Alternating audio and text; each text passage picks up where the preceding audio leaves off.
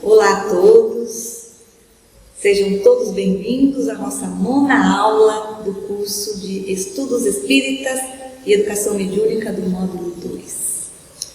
Hoje nós vamos estudar a parte A do modus operandi dos espíritos e na parte B, dentre os obreiros imperfeitos, mas úteis. E eu convido a todos então, aqui presentes, ou sintonizados conosco, em qualquer instância deste universo, para agradecer. Agradecer a Deus pela oportunidade de estudo, agradecer a Deus pelos companheiros espirituais que nos assistem neste trabalho, agradecer pelos amigos que conosco estudam e aprendem, e que fique para nós a essência do ensinamento que será ministrado hoje por todos nós. Que assim seja, meus irmãos. Então é com muita alegria que continuamos a nossa aula e vamos verificar agora as perguntas que norteiam o estudo de hoje. Como se dá o processo de comunicação dos espíritos? Quais são os aparelhos mediúnicos? O que significa ideoplastia do pensamento? E o que é psicometria? Bom, o título inicia o estudo de hoje trazendo para nós o significado de modus operandi. O que significa modus operandi e dos espíritos? Então, no estudo nós procuramos e entendemos que é uma expressão em latim que significa modo de operação. É utilizada para designar uma maneira de agir, operar ou executar uma atividade, seguindo geralmente os mesmos procedimentos e esses como se fossem códigos. Então vamos iniciar compreendendo que o modo operandi dos espíritos é como eles operam para que as comunicações de efeitos físicos ou inteligentes cheguem a nós, se processem. Quando Kardec foi convidado, aceitou o convite para assistir aos espetáculos das mesas girantes, mesas falantes, ele notou que eram apenas movimentos físicos e divertidos que haviam naqueles locais. Mas, depois, ele viu que existia algo inteligente que se comunicava com os convidados. Acompanhou o avanço dessas comunicações, dessas batidas, que depois passaram a ser alfabetos, e hoje nós temos o quê? Grandes mensagens, livros. O modo operandi que todos os espíritos utilizam é o fluido universal. Muito antes de Kardec ter essa visão de que havia por detrás daquelas manifestações físicas uma manifestação inteligente, já existiam comunicações espirituais. Os espíritos já se comunicavam conosco e por esse modo operandi, ou seja, partindo do fluido cósmico universal, que nós ainda não temos condições de imaginar como se processam todas as formas e grandiosas formas riquíssimas, detalhadas de se comunicar conosco, eles utilizavam esse modus operandi. O modus operandi, no início, quando Kardec aceitou fazer esse projeto de codificar, de organizar esse material que os espíritos traziam, era muito lento e cansativo.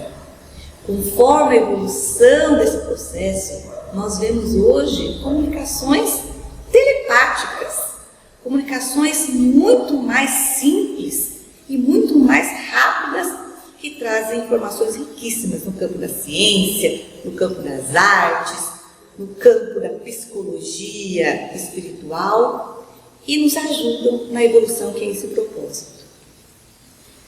O modus operandi das entidades que se comunicam nos ambientes terrestres tem a sua base no magnetismo universal.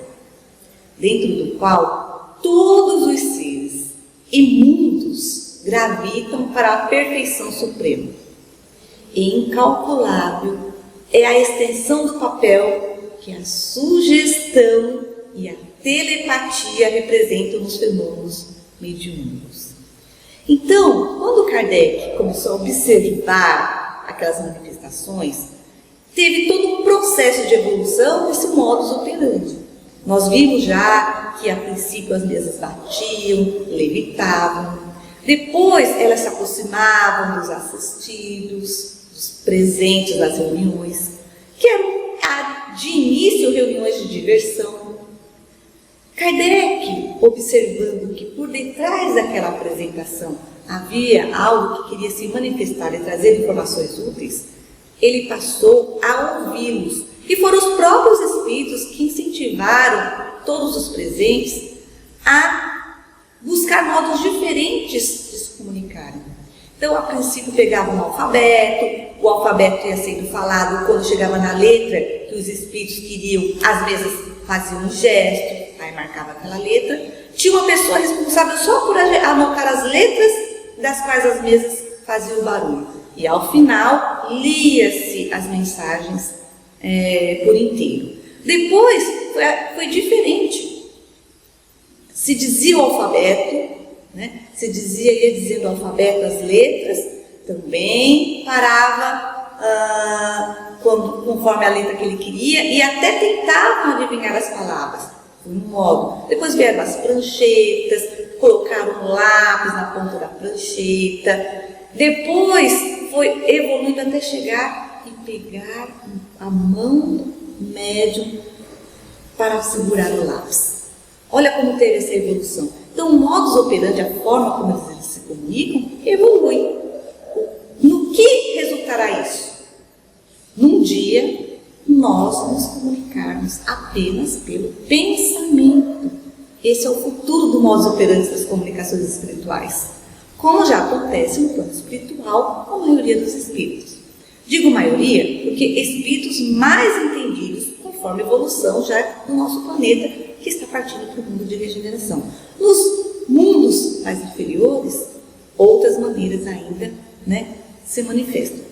Nós sabemos que o pensamento e a telepatia, que nós já estamos utilizando aqui com muita frequência no nosso planeta, encarnados, serão o futuro das comunicações.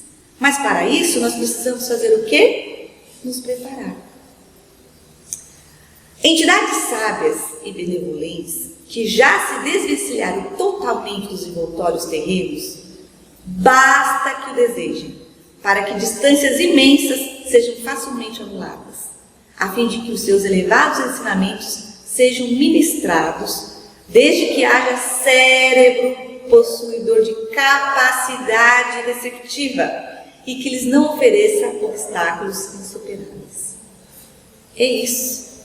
Nós nos preparando, estudando, melhorando nosso vocabulário, ampliando a área de conhecimento que nós temos, vamos dar condições desses espíritos que já evoluíram de apresentar a nós a sua essência, os seus saberes. Como? Nessa comunicação mediúnica. Mas para isso, precisa-se de ferramentas adequadas, mais alinhadas. O processo das comunicações entre o plano visível e invisível, com o objetivo do progresso moral das criaturas, verifica-se dentro do teledinamismo poderoso que estamos longe ainda de imaginar pela nossa condição evolutiva. Mesmo que nós estudemos, mesmo que nós nos aprimoremos, ainda nesta condição que nós estamos, não teremos ainda amplitude de saber como se processa em detalhes quando um espírito muito evoluído traz para um cientista, por exemplo, a cura de uma doença, uma informação telepática, intuitiva, ou mesmo usando da própria ferramenta da escrita sem o médium perceber. Por detrás das cortinas ainda não temos como saber fielmente como isso se dá. Entretanto, independente disso, nós sabemos que nós podemos dar condições a essas mensagens chegarem a nós pelo nosso estudo, pela nossa melhora. Quanto mais evoluídos, principalmente moralmente, daremos condições de ser ferramentas de milhões de mensagens edificantes que nos ajudarão na evolução do planeta. O planeta Terra, bem como todos os planetas que existem, só evoluem quando os seus viventes evoluem. Então, há a necessidade desse estudo constante. Entidades sábias e benevolentes, como eu já falei, que já se desvencilharam totalmente dos envoltórios terrenos, basta que o desejem. Olha que interessante. Eles desejam passar uma mensagem, uma comunicação, buscam os médiuns que estão melhor qualificados e trazem a mensagem para nós. E nós fazemos o quê? Bloqueamos às vezes essas comunicações, limitamos as informações. Nós vemos isso muito nas psicografias. Quando muitas vezes estamos psicografando uma mensagem, percebemos que paramos no meio do caminho. Por quê? Não conseguimos captar a grandeza da mensagem trazida por aquele espírito. Muitas vezes até questionamos a palavra que foi dita por não compreendê-la, por causa da nossa limitação. Então a leitura, as conversas edificantes, a troca de informações e experiências fazem com que esta oportunidade e esta comunicação se amplie, seja rica para nós. Quando Kardec estava fazendo a codificação das mensagens trazidas por esses espíritos, ele certa vez questionou junto com outros irmãos também valorosos que estavam presentes nas sessões juntamente com ele, um espírito a trazer uma resposta em 12 palavras de um questionamento que eles fizeram. Foi assim que, trazendo a resposta que eles pediram com 12 palavras corretíssimas e pertinentes das respostas, eles concluíram que ali havia inteligências por detrás daquelas manifestações físicas. E partindo daí eles entenderam que a mensagem grandiosa vem de lá para cá. Basta que a gente dê condições para que isso aconteça. Aqueles que possuem essas faculdades, que são registradoras dos pensamentos dos espíritos, que demandam dos planos invisíveis, são chamados de sensitivos ou médiuns. Porém, essa condição será de todos os homens do porvir. Com certeza. Sensitivos são todos aqueles que sentem a presença dos espíritos, que em algum momento de sua vida ou do seu dia, dependendo do grau de sensibilidade que é individual, sentem e recebem as informações dos espíritos. Os médiuns, principalmente os ostensivos, eles já têm um trabalho a realizar. Então, eles são mais aptos a perceberem e receberem essas comunicações. Se desenvolver a mediunidade só se desenvolve com um trabalho educando essa mediunidade, um trabalho com propósito e um trabalho que vai fazer com que o próprio médium se melhore. Então, conforme ele vai trazendo as comunicações, ele vai recebendo a orientação dos próprios espíritos que estão junto com ele, ajudando a comunidade, a sociedade, a casa espírita a se melhorar através dessas mensagens e trazendo para a sua vida íntima. Tudo que o médium recebe, primeiramente é para ele. E nessa condição, ele consegue ampliar essa mediunidade, que a gente chama de desenvolver. Eu não posso desenvolver aquilo que ainda eu não tenho condições. Por quê? Eu desenvolvo com que objetivo? Com que objetivo eu vou para uma casa espírita para desenvolver a mediunidade? Isso não existe. Existe uma mediunidade educada. Essa mediunidade vai sendo educada e pela experiência, pela experimentação, pela prática, ela se desenvolve naturalmente.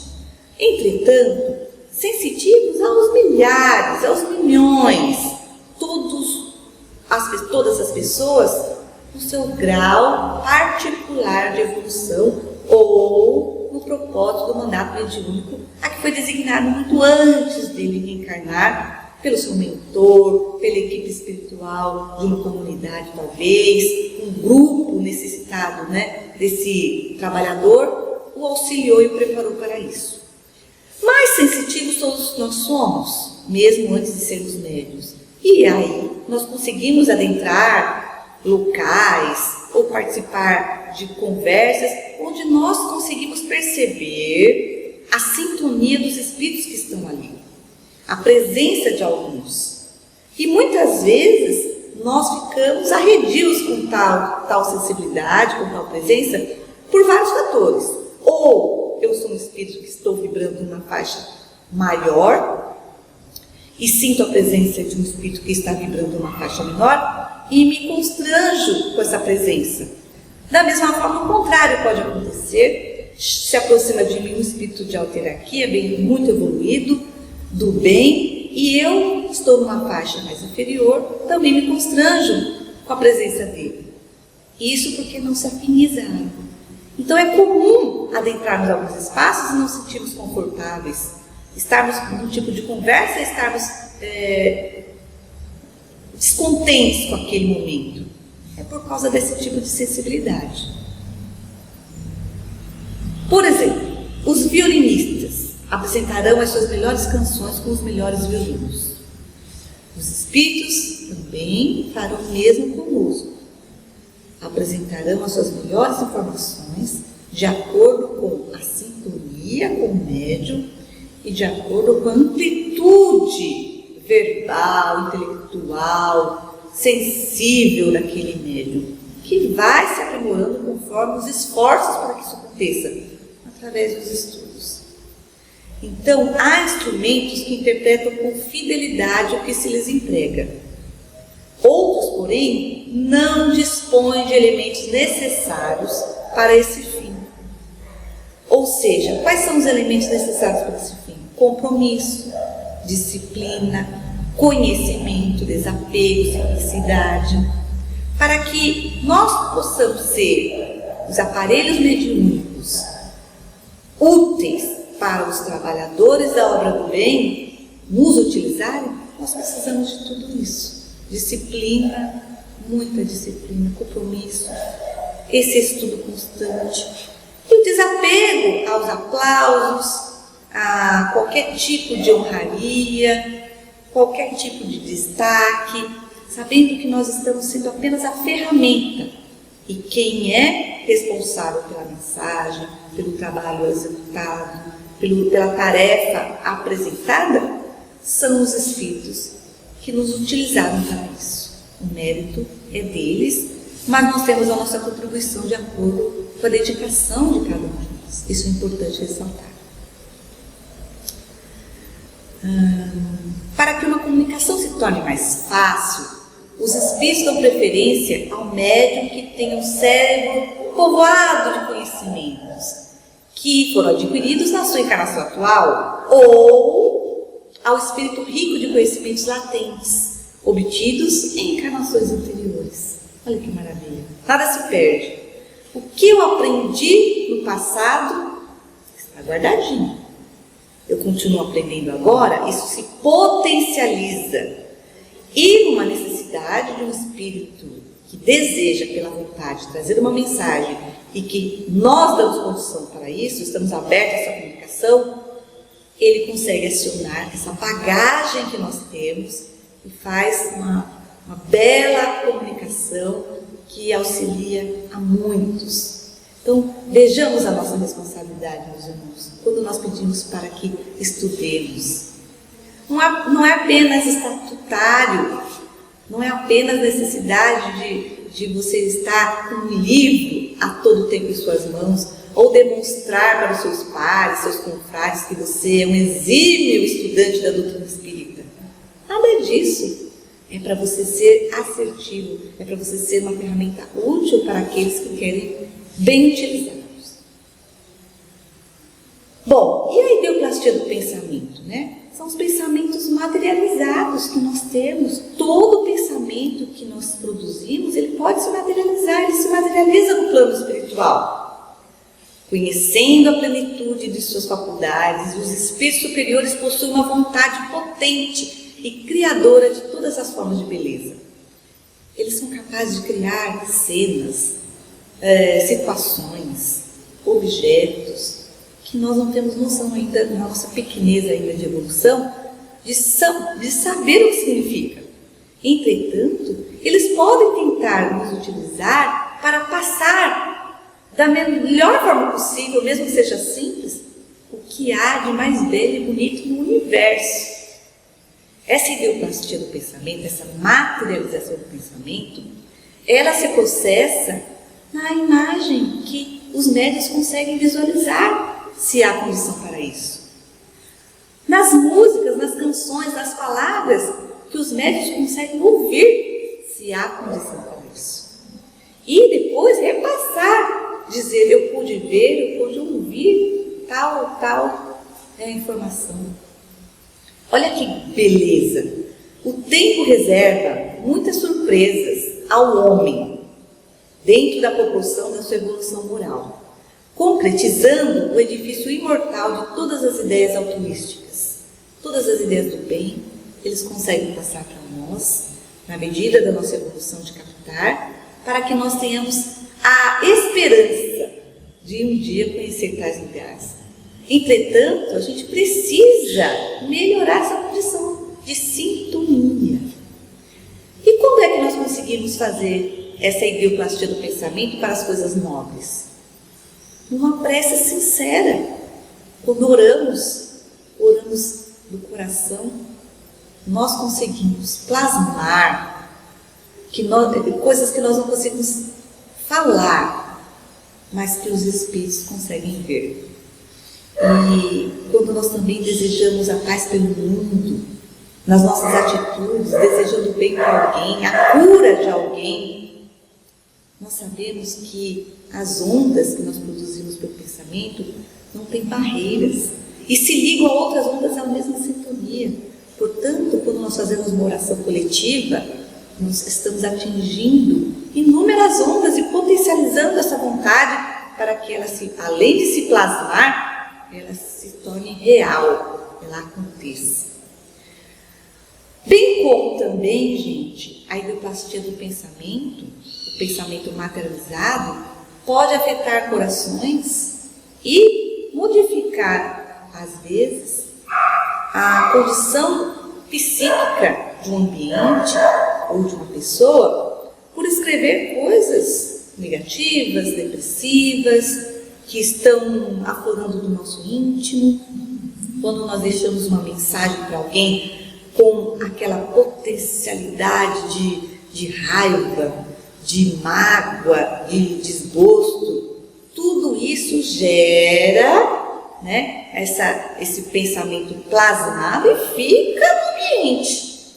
E isso causa um malefício a alguém, seja o próprio, né, produtor do pensamento, ou aqueles que estão à sua volta. Então, olha a nossa responsabilidade, meus irmãos, do que nós pensamos.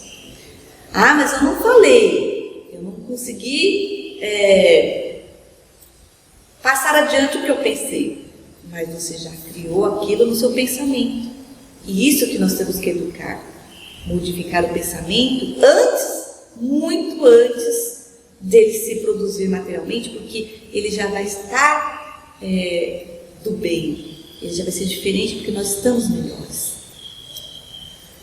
Bom, neste caso, neste modus operandi, nessa forma de se comunicar, de transmitir o pensamento, há para nós a psicometria, que nós vamos estudar uma vez o que é, para que serve, quem faz, quem produz esse fenômeno.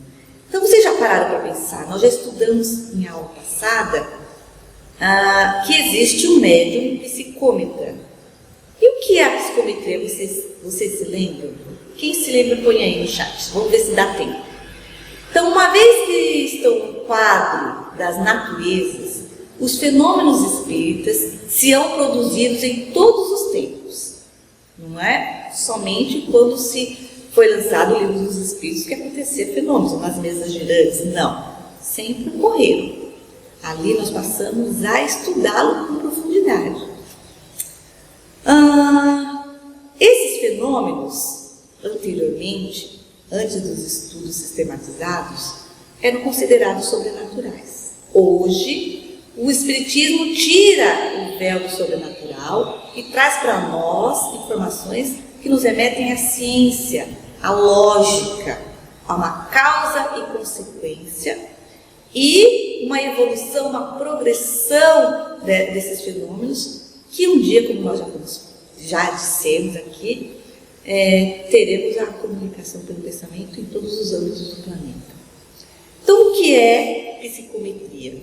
É uma faculdade de ler impressões e recordações ao contato de objetos comuns. Então, imaginemos que eu sou um médium psicômetra. Eu toco no objeto e, partindo disso, eu capto informações desse objeto, de quem ele teve como dono, uma experiência vivida com este objeto que marcou alguém, e eu relato isso a outras pessoas. Mais informações. Faculdade de perceber o lado oculto do ambiente e de ler impressões e lembranças ao contato de objetos e documentos no domínio da sensação e da distância. Para o psicômetra não há distância. Para o psicômetra não há barreiras para sentir o que está envolvendo esse objeto e captar essas informações. Então vamos ver. Faculdade que permite captar a história e o estado atual, tanto dos seres vivos como dos objetos inanimados.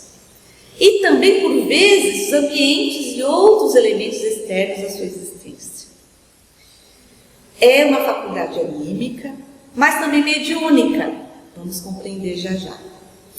Faculdade pela qual o sensitivo ou médium, tocando em determinados objetos, entra em relação com pessoas e fatos aos mesmos ligados. Essa percepção se verifica em vista de tais objetos se acharem impregnados da influência pessoal do seu possuidor.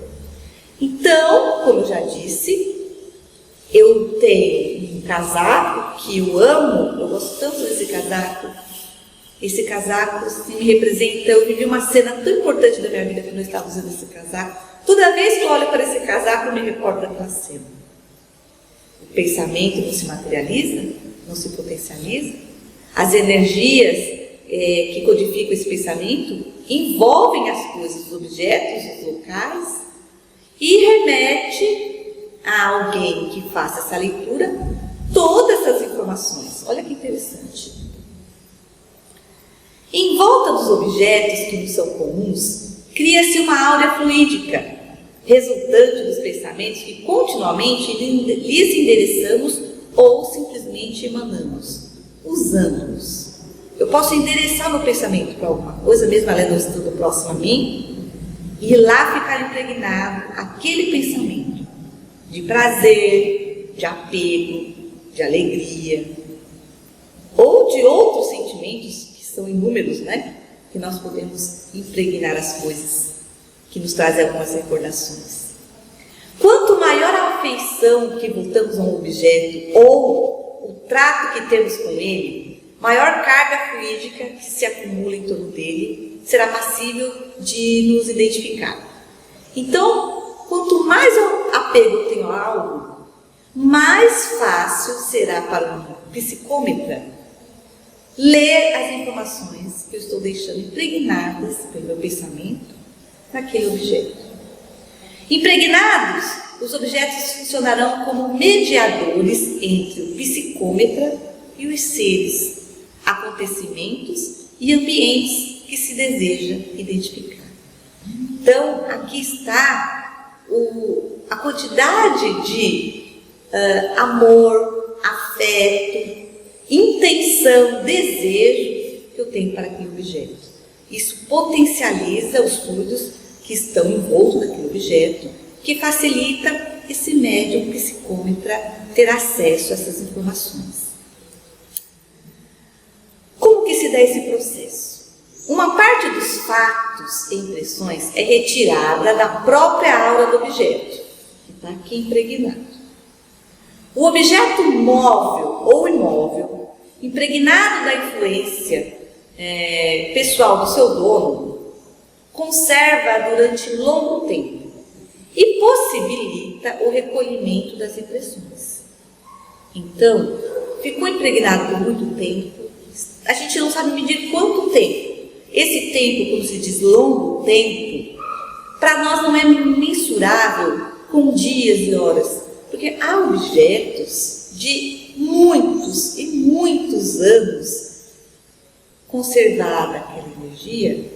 Por causa de quê? Por causa que a pessoa que estava tendo contato com aquele objeto conserva na sua mente o apego àquele objeto. Mesmo que ela esteja desencarnada, ou que aquele objeto não esteja mais próximo a ela, apenas pelo pensamento, pela recordação, aquele objeto permanece impregnado com aquele mesmo sentimento que a pessoa tinha quando ele estava próximo. Então eu perdi, digamos que eu amo esse objeto, esse aparelhinho que faz mudar aqui os slides para eu estar lendo para vocês. Mas eu perco esse objeto, eu perco, não encontro mais, ele passa para a mão de outras pessoas, mas eu tenho um apego tão grande a esse objeto, que independente do local onde ele está, eu consigo ematar, mesmo à distância, os mesmos valores que eu tinha por ele, que eu tenho por ele, em qualquer lugar que ele esteja, ou com qualquer outra pessoa que ele esteja como dono no momento.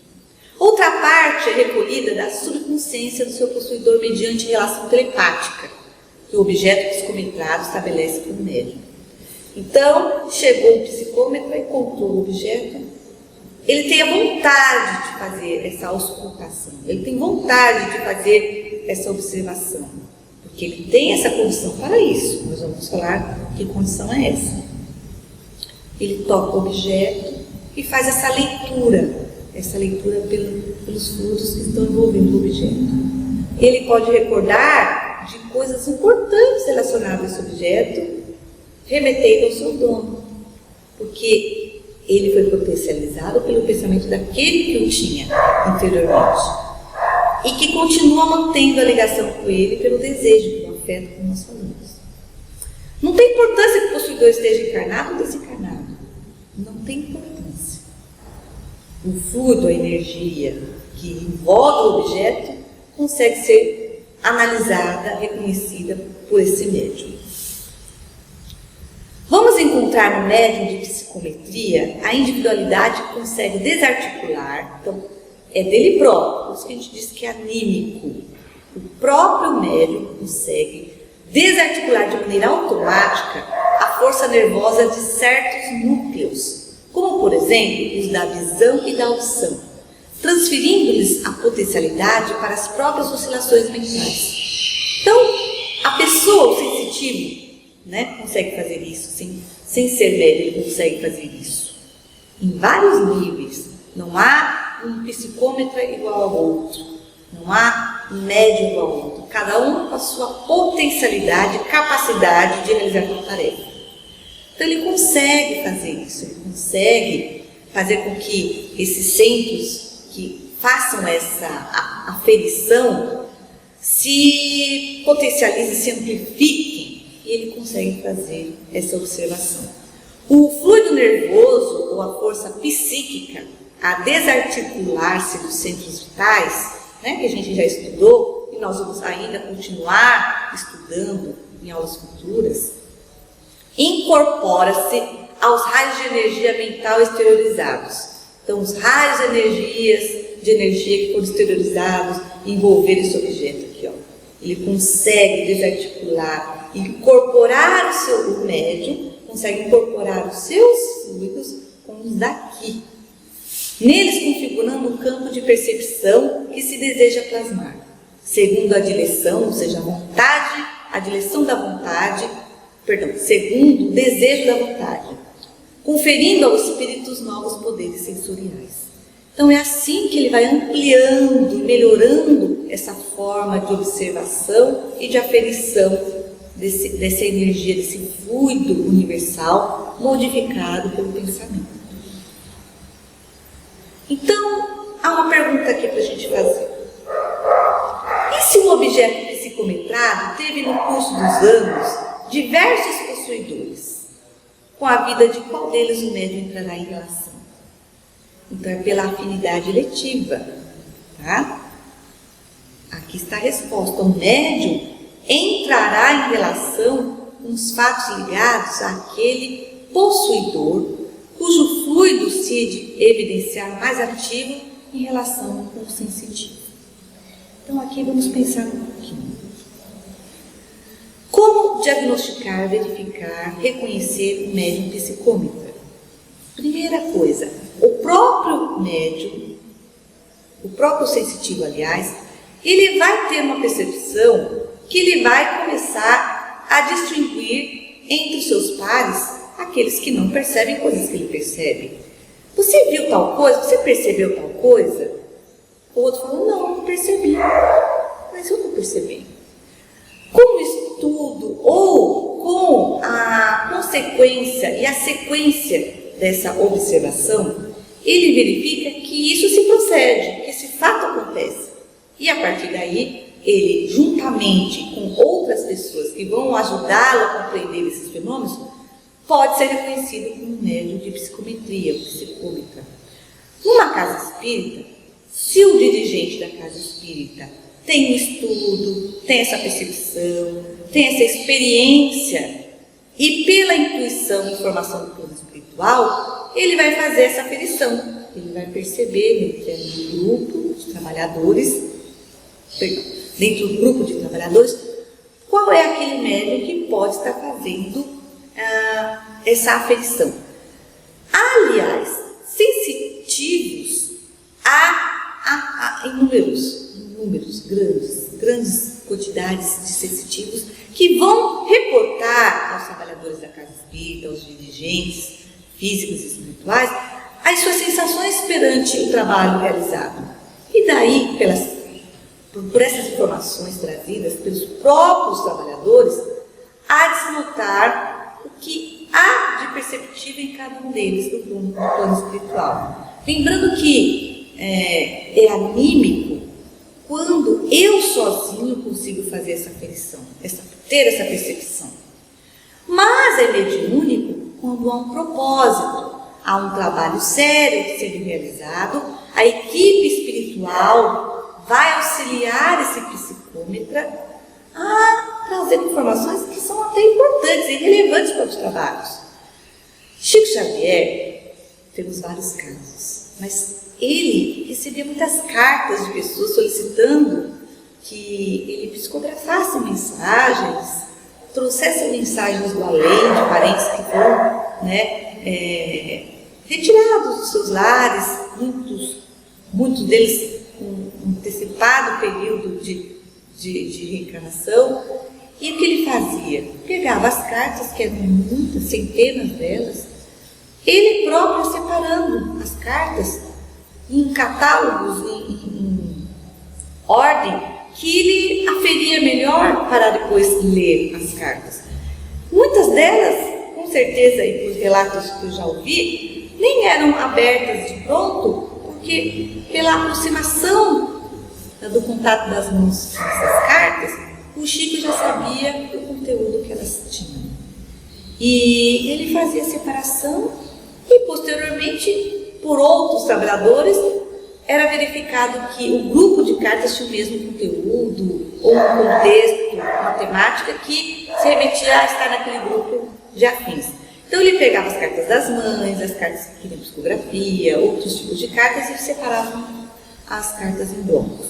Então a função do médium psicômetra no trabalho edificante é grandiosa. Uma pessoa que sumiu, que desapareceu, se for consultado por um médium assim, pela permissão da espiritualidade, pode ser auxiliada a pessoa, trazendo uma roupa, algum objeto daquela pessoa.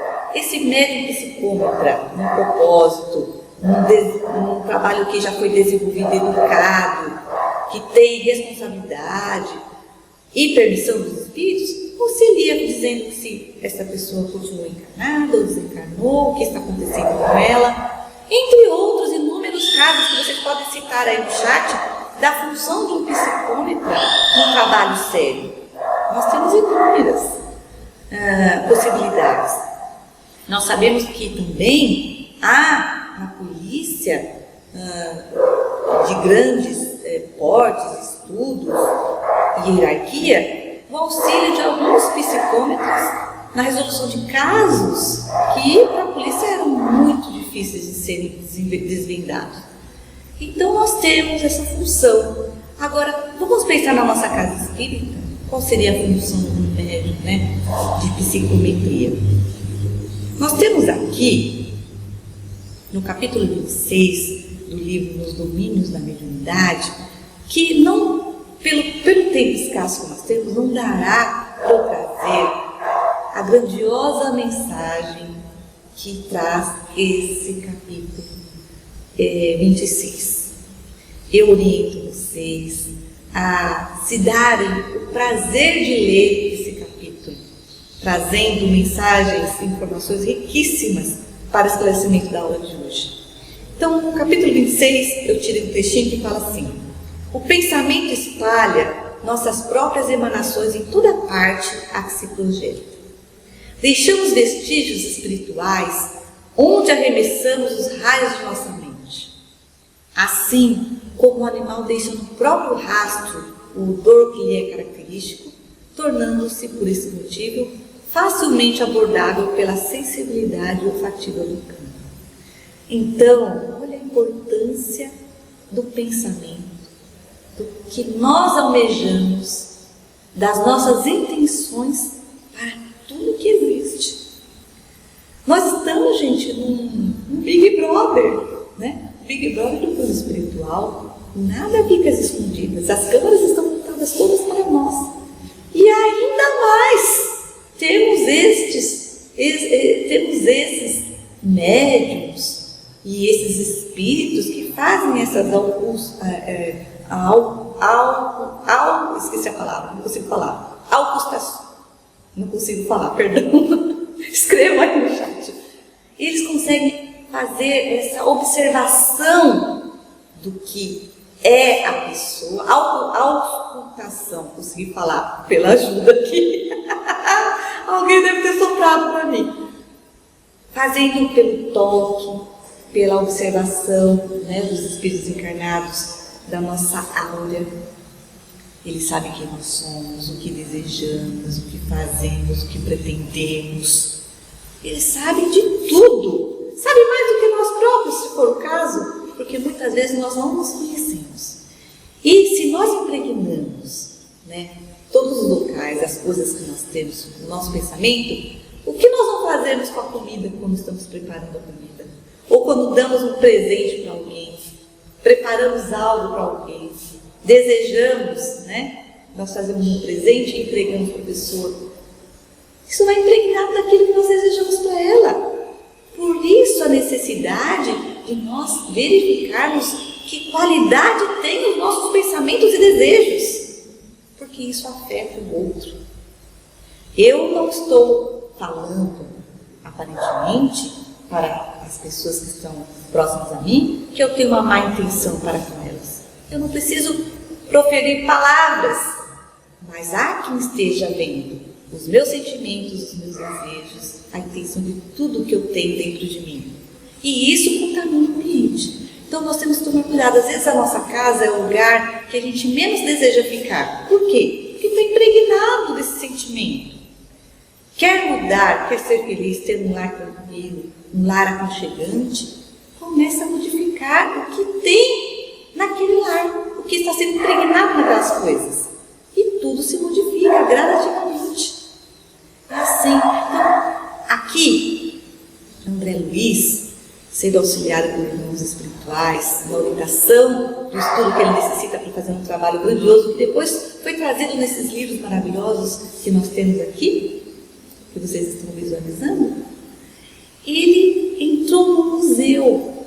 E nesse museu, ele conseguiu visualizar, com o auxílio desses irmãos que estavam orientando, a energia, toda essa produção do pensamento que está impregnado nos objetos daquele lugar. E ele observou também que, além de ter o fluido que envolvia os objetos, estava o próprio espírito, apegado visitantes do museu, que tinham mais sensibilidades, conseguiu se aproximar do objeto, sentir aquela energia não muito feliz e se afastavam, porque não estava trazendo coisas boas. Há também a história de um espelho que foi entregue a uma moça, informando-a e pedindo para que recordasse daquele espelho, porque o noivo, o rapaz que havia se comprometido a casar-se com aquela moça, foi embora, foi para longe e disse para ela: pense em mim, olha para o espelho e pense em mim. Mas ele nunca mais voltou, impregnou aquele desejo no espelho de que ela ficasse pensando nele. Ela ficou pensando nele, se encarnou e continuou pensando nele. E aí, o espelho agora lhe pertence, está no museu. E aí, quem comprar esse espelho vai levar quem junto? Vai levar a moça junto. E nós que somos mais sensíveis vamos sentir algo estranho ao se aproximar de determinados objetos. Agora, eu tenho certeza que vocês estão querendo acabar a aula para sair correndo, fazer o teste aí em casa, pôr a mão nas coisas e ver se vocês são médios de psicometria. Eu tenho certeza que vocês estão com essa ideia, porque eu também fiz isso, viu, gente? Eu também fiz isso. Mas olha, o trabalho sério, o trabalho que Deus confiou a esse médium tem um propósito. Não é para fazer brincadeiras, não é para a gente ficar auscultando, não é para nós ficarmos tentando adivinhar o que tem ou o que não tem em tal objeto. Não, isso é uma seleção natural, isso é um acontecimento natural. O próprio médium aprende com esses fenômenos, ele tem algo a aprender com isso, e ele está para ajudar, algo que traz um propósito para uma maioria de pessoas, não uma curiosidade fútil. Então temos que ter esse cuidado. E lembrando que sensíveis nós vamos sentir sim, em determinados graus, a sensação boa ou não boa, impregnada nos objetos que nos estão próximos, que nós tocamos. Mas isso não significa que somos um médium psicômetra. Isso vai muito mais além, necessidade de estudo, educação mediúnica e um propósito, como nós já falamos, um mandato mediúnico. Agora, a segunda parte da nossa aula, que é muito rica, eu não contei, eu acho que nem um décimo do material que nós temos sobre essa aula, mas que o tempo é escasso, nós vamos continuar o estudo no Google Classroom, em aulas futuras. Nós temos o estudo até além da nossa encarnação para estar aprendendo, aprimorando. Mas aqui nós vamos falar dentre os obreiros imperfeitos mais úteis.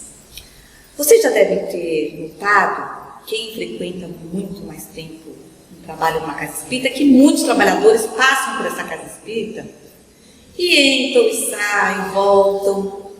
Isso é frequente, não só na Serra de Jesus, como em outras casas. Por quê? Por que isso acontece? E é natural. Cada um está no seu grau de evolução, cada um tem a sua percepção daquilo que é importante para si. Todos começam com a vontade de trabalhar porque adoram, começam a desvencilhar aquele véu, tirar aquele véu dos olhos que foi colocado por tempos pretéritos de, às vezes, informações erradas que nos chegaram. Então a doutrina espírita nos esclarecendo sobre as verdades espirituais faz com que nos dê esperança e nós sentimos vontade de trabalhar, de retribuir esse favor, digamos assim, que foi nos dado, essa bênção que foi nos dada, de andar sozinhos, vendo tudo, com as nossas próprias interpretações e fazendo as nossas escolhas assertivas agora, porque temos um pouquinho mais de conhecimento. Então nós temos vontade de colaborar na casa espírita, trabalhando. Mas o que acontece? No meio do caminho nós desistimos. Por quê? Porque o trabalho necessita de muita disciplina. Muita disciplina, muito empenho, muita abnegação. Nós não podemos acolher um trabalhador que venha quando ele pode. Nós não podemos acolher um trabalhador que ainda está com pendências físicas, não conseguiu organizar o seu horário de trabalho, ainda está em estudo numa faculdade, ou tem alguém familiar doente que necessita dele no momento. Então, uns vão, uns vêm, Mas e aí? Como é que eu consigo ser um trabalhador fiel? Quando você assume a responsabilidade do trabalho, porque a equipe espiritual que vai trabalhar com você vai te auxiliar a resolver todas essas pendências da sua vida. E, consequentemente, você vai conseguir cumprir com a sua obrigação e estar dentro da casa espírita. Mas vai ser fácil? Não vai ser fácil. Você vai ter que lutar, você vai ter que dizer muitos nãos para as portas largas que abriram para você. Você vai ter que ser firme nos convites para festas, aniversários. Muitos que viram no horário dos trabalhos. Você vai ter que ter um propósito de se afastar daqueles que querem te levar por caminhos infelizes, te afastando das leituras, te dando sono, colocando você para dormir na hora de assistir a palestra, de fazer uma leitura, colocando obrigações que não lhes pertencem, mas que você acha que sim. E aí você se atrapalha no seu projeto, acumula um monte de coisas para fazer e não consegue participar do que realmente é importante para você. Dicas importantes e infalíveis, meus irmãos. Observar como está a sua vida, a sua semana, quais são os seus horários. Se você já é um trabalhador numa casa espírita, organize-se, peça ajuda ao seu mentor e aos poucos tudo vai se encaminhar. O trabalhador fiel, ele consegue vencer todos os obstáculos, porque terão obstáculos para todos. Para mim, para todos os dirigentes, os trabalhadores que estão mais tempo, os trabalhadores que chegaram agora. Feliz naquele que conseguir vencer todos os obstáculos que passaram pelo seu caminho. Isso não significa não errar, não chorar, não dar um tempo. Significa você caminhar, não desistir, persistir. Agora, e se eu me considero um trabalhador imperfeito? Não estou preparado? Não há trabalhador perfeito ainda nesta obra. Nós somos perfectíveis, chegaremos um dia, mas ainda estamos caminhando. O importante é você ter vontade de mudar. Eu ouvi uma palestra de um palestrante muito conhecido nosso, o Sr. Klinge, que disse que quando ele começou a fazer palestras, ele tinha vergonha, ele não tinha coragem, porque ele ia falar de coisas que ele não fazia, ele ia proferir palavras que ainda lhe era difíceis de colocar até na boca. Mas conversando com os dirigentes espirituais e físicos da casa onde ele foi convidado a trabalhar, lhe deram uma orientação sábia, que serve para nós. Que ele se imaginasse um cano que está sujo, mas um cano que vai levar a água limpa para outros lugares e vai abastecer muitas casas. Mesmo sendo um cano sujo, ele vai ser útil. Por quê? Para que ele se torne limpo, precisa jogar água limpa. Então, que ele deixasse a água limpa do Evangelho adentrar a sua vida. E adentrando a sua vida, aos poucos ele limpar as sujeiras que estavam nele. E mais para frente, ele estaria totalmente limpo para fazer fluir a água limpa que chegaria a outras pessoas. E é assim que nós devemos fazer. Nós somos imperfeitos, mas não somos inúteis. Comece o trabalho hoje, gente. Comece agora. Aceite as oportunidades. Ah, mas eu já quero trabalhar na casa espírita, mas ninguém me dá oportunidade. Ah, porém, você tem que ser convidado. Porque quando você for convidado a trabalhar, significa que você já está preparado para iniciar o trabalho. Você não está pronto, mas o convite tem que ser feito a você. E não você querer fazer algo que outros já fazem. Porque muitos querem estar na casa espírita para fazer palestra, para fazer psicografia, psicofonia. Muito trabalho que seja trabalho que a plateia. Você já parou para pensar que você pode ser um médium de sustentação? Sustentar aqueles que têm um mandato mediúnico e que não é fácil pelos ataques espirituais? Você já parou para pensar que você pode sustentar esse irmão que vai ser uma luz, uma luminária que vai iluminar todos que estão presentes naquele ambiente? Você vai ser responsável por isso. Olha que maravilha! Não queira ser a luminária, aquela luz que desce, porque ela não trabalha sozinha. Imagine a água que abastece a nossa casa. Ela sai lá do rio, mas para chegar em casa ela passa por canos, tem toda a manutenção, a pureza. que é feita. Olha quanta coisa importante para chegar a ser luz. Quanta coisa acontece nesse percurso dessa água para vir a luz para a nossa casa. Sozinho ninguém é nada. Ninguém consegue. Nós precisamos, gente, fazer alguma coisa pelo mundo. Nem que seja, um tiquinho assim. Comece pela sua oração. Você não está na casa espírita, mas comece a orar no momento do trabalho para que o trabalho aconteça da melhor forma possível. Ore pelos que estão lá. Ore por quem está fazendo a palestra, por quem está fazendo a aula, que não é fácil. Vocês não imaginam o que nós passamos para estar aqui. Então, não é que nós queremos aparecer. Nós escolhemos estar aqui hoje, porque nós fizemos alguma coisa no passado que faz com que agora nós precisamos falar para educar e começar por nós, pelo nosso ouvido aqui, que tanto necessita. Meus irmãos, é tão importante esse momento para nós. Nós não somos perfeitos, mas nós podemos ser úteis. Todos nós, espíritos da evolução do planeta, somos ainda imperfeitos. Porém, isso não quer dizer que não podemos ser úteis. Somos chamados a contribuir no bem geral. Todos somos chamados. Embora não possamos alardear virtudes que nós não temos. E nem fantasiar talentos que estamos longe de conquistar. Se você se acha inútil, para com isso. Coloque-se à disposição. Mas também não ache que você não é capaz sem fazer nada. Comece a trabalhar hoje. Hoje. E não espere aplausos. Não espere ostentação. Não espere fama. Trabalhe no silêncio. E faça o seu melhor. Gostaria de ficar convosco por muitas horas.